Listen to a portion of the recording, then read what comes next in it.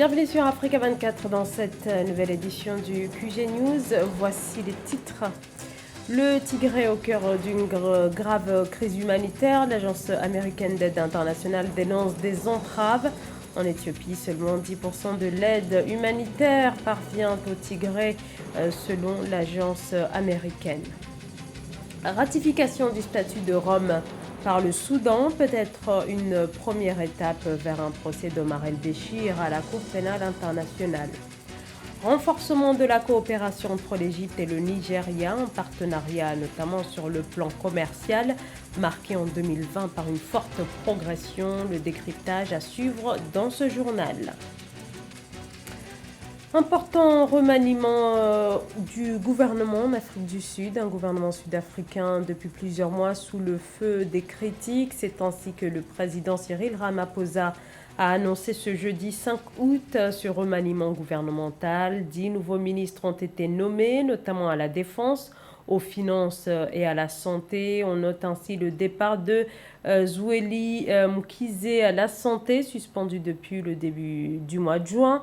Autre changement, la suppression du ministère de la Sécurité de l'État, responsabilité désormais rattachée à la présidence. Nosizive Mapisa Kula, la ministre de la Défense, fait quant à elle les frais des émeutes. Elle est remplacée par l'actuelle présidente du Parlement.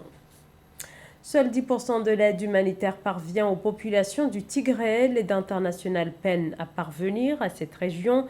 Alerte lancée par l'agence américaine d'aide internationale. Le Tigré en proie à l'instabilité depuis fin 2020 et où la famine menace désormais des centaines de milliers de personnes. Kamesh Katapoulé. Le ton sévère, le regard dur.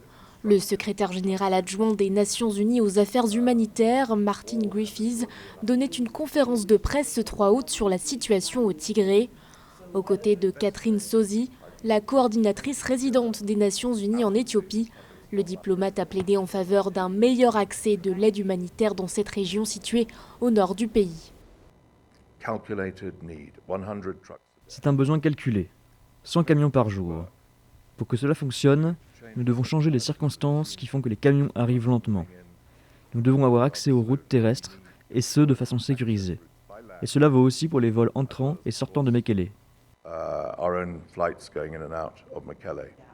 Des propos marquants dans le seul but de tirer la sonnette d'alarme.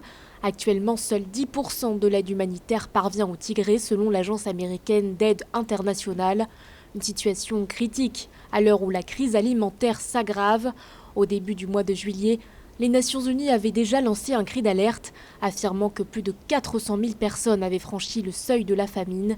Autre chiffre alarmant donné cette fois-ci par l'UNICEF, plus de 100 000 enfants pourraient souffrir d'une malnutrition aiguë sévère, potentiellement mortelle.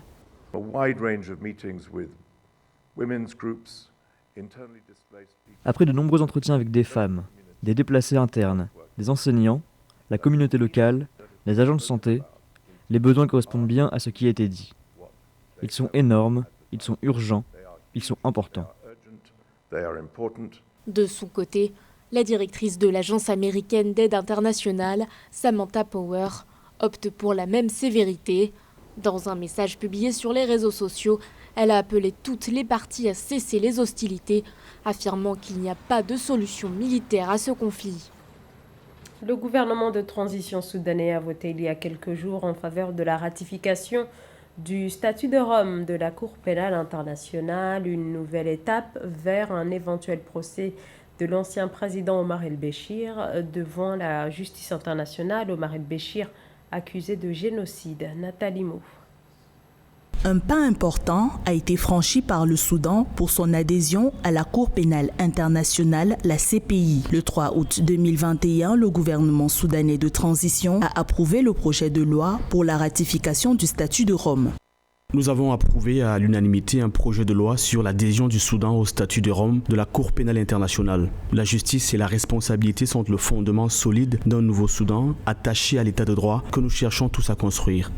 Des observateurs estiment que la décision du gouvernement soudanais pourrait ouvrir la voie à l'extradition de l'ex-président Omar el-Béchir vers la Haye. Le Soudan, autrefois réticent à adhérer au statut de Rome, a revu sa position après une visite de l'ancienne procureure générale de la CPI, Fatou Bensouda. Elle avait alors relevé l'importance de la lutte contre l'impunité pour la reconstruction du Soudan, sorti de 30 ans de règne sans partage d'Omar el-Béchir. C'est aussi une occasion de dire que le pays sera de plus en plus attentif au respect des libertés individuelles et aussi pour rendre justice aux victimes de l'ère el-Béchir. Et en même temps, au niveau national, c'est aussi l'occasion de dire à tous ceux qui ont les velléités de prendre le pouvoir par d'autres moyens que les urnes, par d'autres moyens que par le respect du calendrier électoral, ceux-là pourront désormais répondre devant la justice internationale puisque le pays va s'engager dans cette voie. En juin 2021, le gouvernement de transition du Soudan a décidé de remettre à la CPI d'anciens responsables soudanais prétendument impliqués dans des crimes de guerre et des crimes contre l'humanité dans le conflit au Darfour. La CPI a inculpé Ahmed Haroun, ancien ministre d'État à l'Intérieur, Abdelrahim Hussein, l'ancien ministre de l'Intérieur, Ali Kouchaïb, un ancien chef de milice Janjaweed, actuellement jugé à la Haye, et Abdallah Banda, un ancien rebelle en fuite. L'Algérie opposée au projet d'intégrer Israël comme membre observateur de l'Union africaine. L'Algérie parle d'une décision unilatérale. Le pays accuse le président de la commission, Moussa Faki Mahamat, d'avoir décidé seul d'intégrer l'État hébreu sans consultation préalable avec tous les pays membres de l'organisation. Au total, 14 pays africains sont opposés au projet. Certains États estiment que la Commission passe outre les décisions de l'Union africaine de 2002, 2005 et 2007 concernant les droits du peuple palestinien. Les échanges commerciaux entre ces deux géants économiques africains, l'Égypte et le Nigeria, ont atteint plus de 180 millions de dollars en 2020. Des échanges donc en forte croissance avec 1 million d'importations du Nigeria vers l'Égypte, soit une progression de plus de 40%. Les précisions de Philomentine. Les exportations de l'Égypte vers le Nigeria ont atteint 180 millions de dollars en 2020 et les exportations du Nigeria vers l'Égypte se sont situées à 1 million de dollars, soit une progression de 45% d'après le service commercial égyptien au Nigeria. Ceci a porté le volume des échanges commerciaux entre les deux pays à 181 millions de dollars en 2020. Le Nigeria et l'Égypte sont deux pays leaders en Afrique sur le plan économique. Le Nigeria étant le pays qui draine toutes les économies, mais qui a une grande dépendance sur le secteur pétrolier. D'où la nécessité de diversifier ses relations.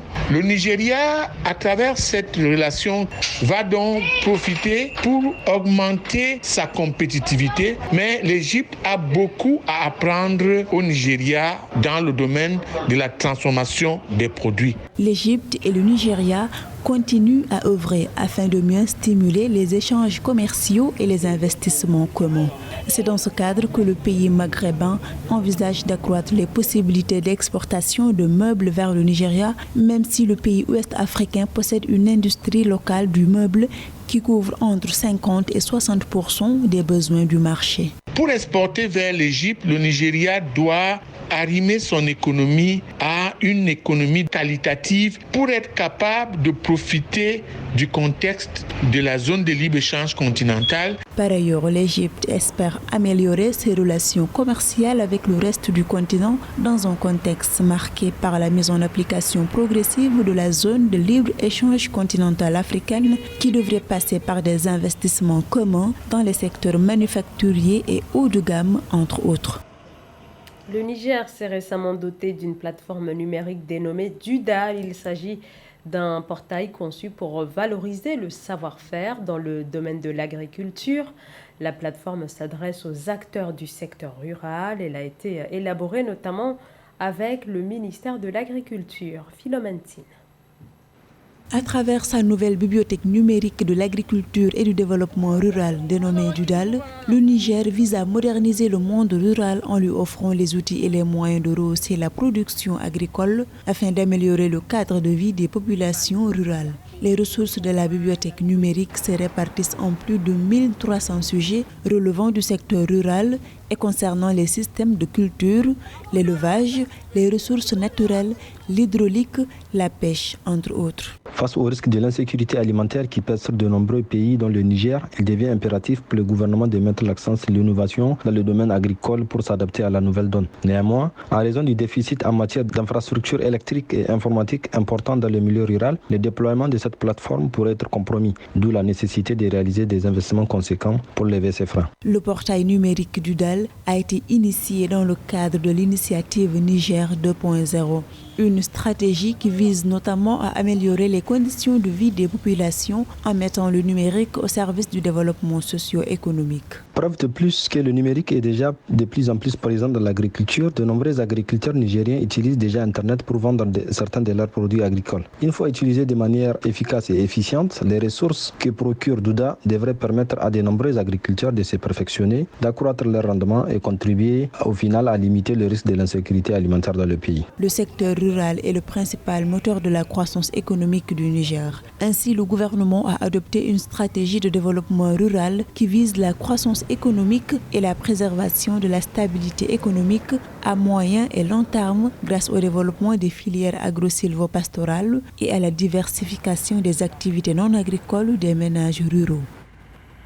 L'armée est déployée en Tunisie pour vacciner la population, appui logistique dans la lutte contre le Covid-19 au moment où le pays est confronté à une vague épidémique et que le taux de vaccination est au plus bas. Seuls 7% de la population est entièrement vaccinée. Anthony Atanga. La Tunisie en proie à une crise sanitaire difficile. Entre la propagation fulgurante du variant Delta sur tout le territoire et le cruel manque d'oxygène dans les hôpitaux, le pays semble à bout de souffle, plongeant les populations dans l'incertitude et le désarroi. C'est le cas notamment de Saïdia Abidi, qui ne décolère pas suite au récent décès de sa sœur lié au coronavirus. Ma sœur est née en 1951. Elle avait 71 ans et elle était toujours en bonne santé, mais elle est décédée du Covid-19. Beaucoup de gens sont morts. Nous voulons qu'ils nous fournissent de l'oxygène et des soins de santé appropriés. Face à cette situation, les autorités locales tentent donc d'accélérer la campagne de vaccination. Et afin de lutter contre cette nouvelle vague, le président Sayed a mis l'armée en première ligne. Une cellule de crise coordonnée par les militaires a été mise en place. Longtemps réticents à la vaccination, les habitants se présentent désormais dans les centres. Ce lundi encore, devant l'un des plus grands vaccinodromes de la capitale, des centaines de personnes faisaient la queue pour recevoir leur injection. C'est le cas de Zoubiar Benamar qui salue la campagne de vaccination lancée par le chef de l'État. Ils auraient pu responsabiliser l'armée dès le début. Ils sont capables de tout.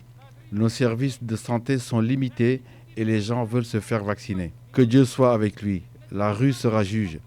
Ils suivaient les gens dans la rue et non les partis politiques. J'espère qu'ils le laisseront poursuivre la décision qu'il a prise. Malgré le cap des 20 000 décès liés au coronavirus franchi le week-end dernier, la situation semble s'améliorer petit à petit. Avec les 1,5 million de doses de vaccins parvenues d'Italie le dimanche 1er août et les 1 million de doses du laboratoire Moderna procurées par les États-Unis vendredi 30 juillet, le pays se fixe désormais l'objectif de vacciner environ 50% de sa population d'ici à la mi-octobre. Et c'est la fin de ce journal. Merci de nous avoir suivis. Dans un instant, une nouvelle édition de l'actualité sur Africa 24.